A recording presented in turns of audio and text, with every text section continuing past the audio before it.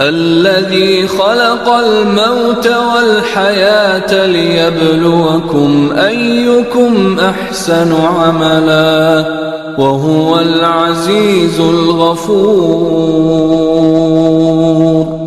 الذي خلق 7 سماوات طباقا ما ترى في خلق الرحمن من تفاوت فارجع البصر هل ترى من فطور